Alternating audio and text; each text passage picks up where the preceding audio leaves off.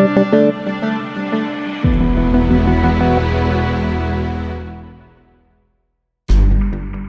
hashish was packed in milk cartons, a total of 4 tons of the stuff, carefully packed in 19,000 individual Tetra Paks. Customs officials discovered the cargo in mid-April on a ship in the Egyptian port of Said. It had come from Syria, and it was presumably bound for Libya, another country torn apart by civil war. It's not the first time that drugs produced in Syria have been discovered in one of the region's ports. Indeed, such cases are no longer out of the ordinary. In Dubai, investigators have confiscated several payloads of amphetamine pills, most recently in January. And in Saudi Arabia, customs officials in late April found 45 million Captagon pills, likely produced by laboratories in Syria. Most of the tablets were hidden in packages intended for mate tea from a company with connections to the family of Syrian dictator Bashar Assad. The ships all put to sea from Latakia, the Syrian city on the Mediterranean whose port Iran leased last fall. The drug discovery showed just how desperate Assad's regime and his allies in Tehran have grown when it comes to finding new revenue streams. The country, after all, is essentially broke.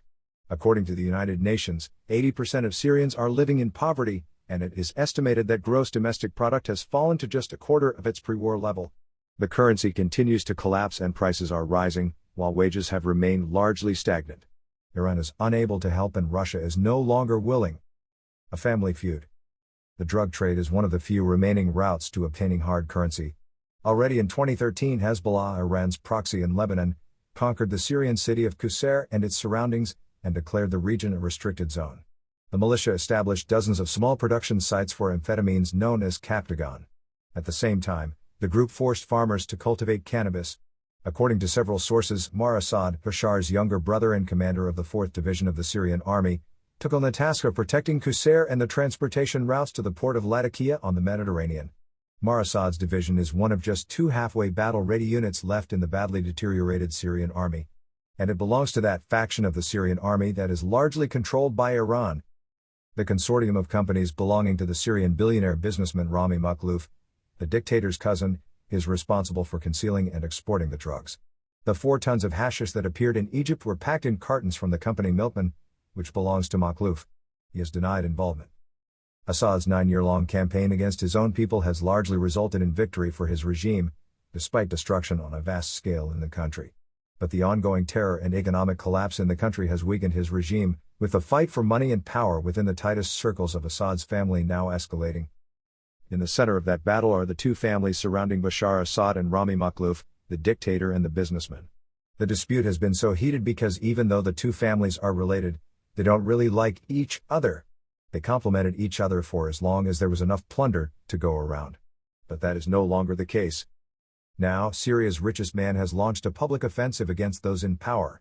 On April 30th and over the next days, Rami Makhlouf posted a total of 3 videos on Facebook in which the tycoon complained bitterly that demands from the financial authorities, according to which he had to pay the equivalent of around 100 million euros, had been manipulated by a cadre of officials. Looking pained, he also expressed outrage that employees of his had been arrested by the Secret Service, calling it a violation of the law and the Constitution, particularly since, he claimed, he had been the biggest sponsor of the security apparatus during the war. He pleaded to Assad, saying, "Mr. President, do not allow it." Rejecting the humdrum of domesticity. Many Syrians have nothing but contempt for Makhlouf, and he has long been referred to in some quarters by his nickname Rami al-Harami, or Rami, the criminal. At the beginning of the uprising, he was the wealthiest man in Syrian, estimated to have been worth $5 billion at the time, and he was in the habit of having all his competitors either kicked out of the country or thrown in prison. He controlled the highly profitable telecommunications company Syriatel. He also owns construction and oil companies and has a stake in almost everything that generates a profit. Assad's problem is that the power of his family, which has ruled Syria for the last 5 decades, is rooted in the religious minority of the Alawites, despite the fact that prior to the war around 3/4 of the population were Sunnis. Bashar Assad's mother Anisa, who married the founder of the dynasty Hafez Assad in 1957, is also from the Makhloufs, a powerful Alawite family. She and her family weren't pleased when, in 2000, Bashar Assad married the Sunni banker Asma al-Akraz, who he had met in London. In the region around Latakia, which has a strong Alawite presence, many people even wore black on the day the 2 exchanged vows. Bashar's mother Anisa felt that the wife of a president should be a homemaker, but Asma is anything but, preferring glamour to the humdrum of domesticity, and she can speak English even better than her husband.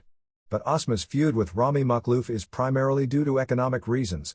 Each of them founded charitable organizations that have been among the last means of accessing UN aid money since the imposition of international sanctions. Starting in 2011, Makhlouf added an armed wing to his charitable foundation, called Bustin, with its up to 20,000 militia fighters not shying away from mowing down their Syrian compatriots. Last fall, though, Assad turned on the private army. Following an assassination attempt on the Bustin commander, arson attacks on its vehicles and dozens of arrests, the foundation has fallen silent. Now Osma has allegedly set her sights on taking over Makhlouf's crown jewel. Last fall, the Syrian Telecommunications Authority announced that a new mobile service would soon be taking over an existing network. The company, according to an unnamed source, is to be called Ematel, and it allegedly belongs to Osma Assad. Ratcheting up the pressure. Rami Makhlouf's Facebook videos are dangerous.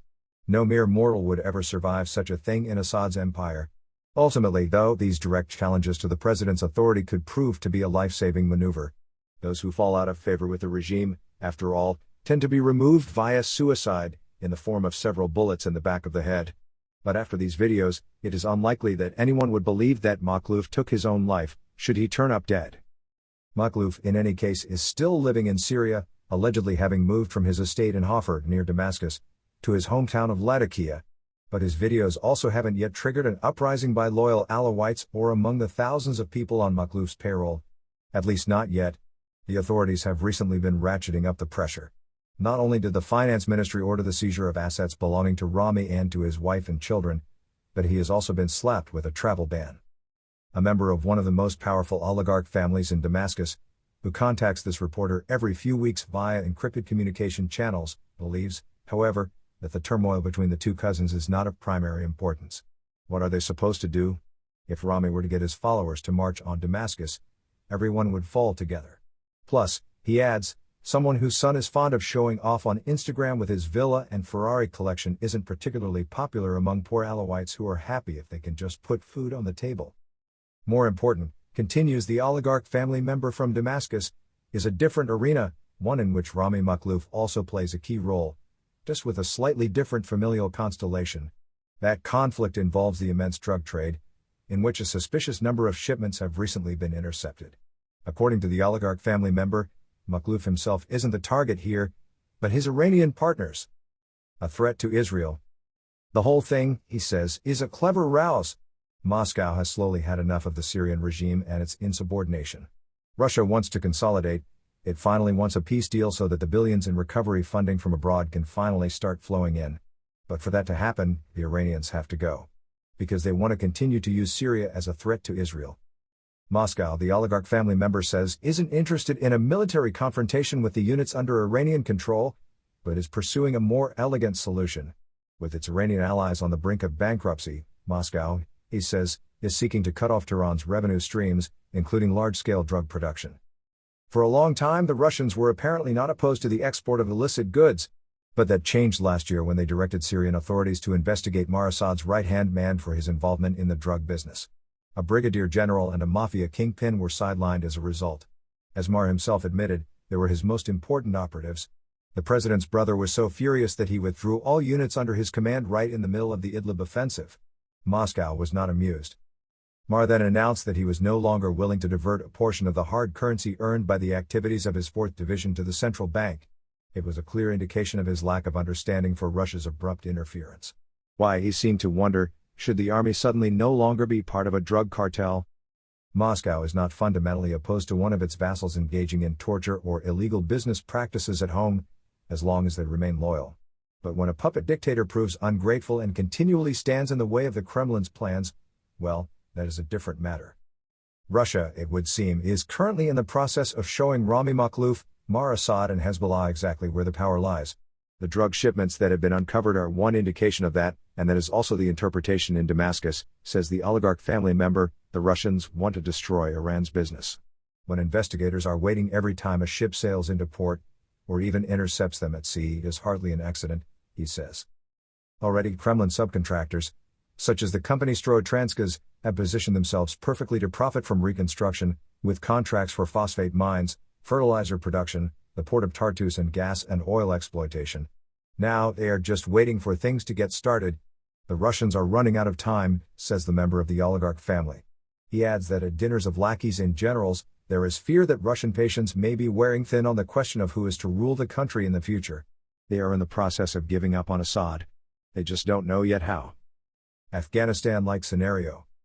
That, at least, would explain the drastic criticism of the Damascus regime that has recently been coming from various sources in Moscow. It began in April with articles in Russian media outlets about wide-scale corruption in Syria and about a survey in the country according to which just 32% of Syrians would vote for Assad in the next election. Then the state news agency TASS wrote that Assad is not only incapable of governing, but could even plunge Moscow into another Afghanistan-like scenario. The newspaper Gaznovosti topped them all by writing that Assad had purchased the pop art painting The Splash by David Hockney from Sotheby's for the equivalent of €26 million as a gift for Osma, even as his people are suffering and Russia is fighting his war. The fact that the story was likely a fake makes it all the more interesting. Even Moscow's troll army is turning against Assad, who had always been described as Syria's legitimate president. One could read such criticism as a warning, or as a way of preparing the Russian and Syrian populations for the fact that the legitimate president may suddenly no longer be president one day. Something is changing in the geopolitical fabric on which Assad's fate depends. Since April, Israel has launched 6 airstrikes on Iranian positions in Syria, apparently with Moscow's approval.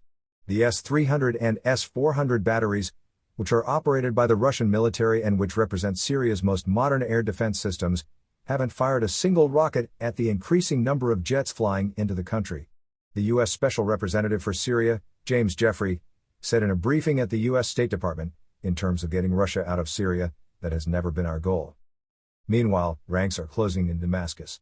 Recently, the palace allowed an apparatchik to issue an open threat to Russia. If Moscow continues heaping pressure on Assad, he said, then the Syrian ruler would unleash a war on the Russian occupiers that would forever strike Putin's name from Russian history. Within the ruling family, Mar Assad is likewise seeking to distance himself from his cousin and smuggling partner Rami. But just how close they once were can be seen in the history of the Facebook account Rami used to launch his plea to Assad, the account used to belong to Mar.